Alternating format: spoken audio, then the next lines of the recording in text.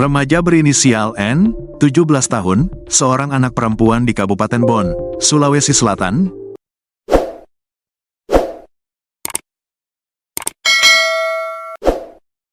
diduga mencoba meracuni ayah kandungnya, Junior, 40 tahun.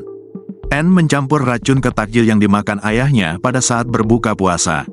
Insiden itu terjadi di Dusun Kope, Desa Liliriawang, Kecamatan Bonge, Bon, pada Sabtu, tanggal 1 Maret tahun 2025. Informasi itu dibenarkan Kasih Humas Polres Bon, Ibtu Rayendara. Betul, kata dia, pada Senin, tanggal 3 Maret tahun 2025. Racun itu diduga dari sipermetrin. Sipermetrin adalah piretroid sintetis yang digunakan sebagai insektisida dalam aplikasi pertanian komersial skala besar serta produk konsumen untuk keperluan rumah tangga. Beruntung, Junior tidak meninggal dunia, sebab dia mengetahui dan mencurigai setelah mencium bau racun di takjil. Junior tidak makan menu buka puasa yang disajikan anaknya.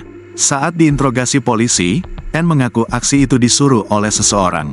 Dia mengaku dibawa kabur oleh seorang berinisial I di Wisma Bon.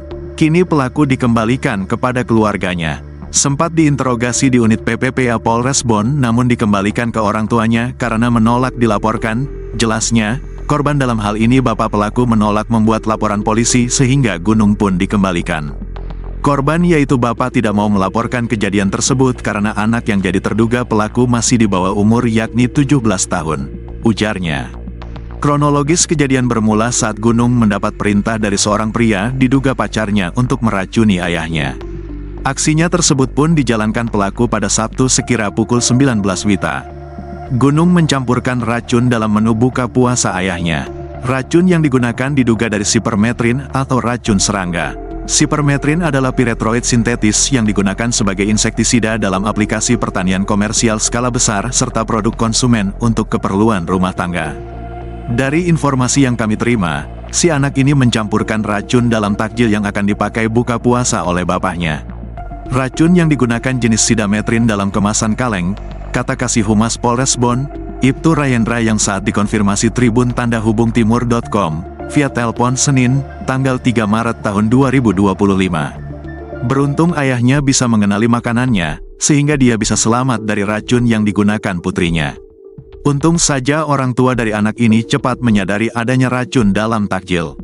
Sehingga takjil tersebut langsung dibuang, ucapnya. Ayah kandung dari pelaku menyadari adanya racun di makanan karena ada bau berbeda. Dia sempat mencium baunya. Setelah itu bapaknya melaporkan ke kami, ucapnya. Polisi yang menerima laporan pada Minggu sekira pukul 22 WITA, langsung bergerak dan mengamankan Gunung dari rumahnya.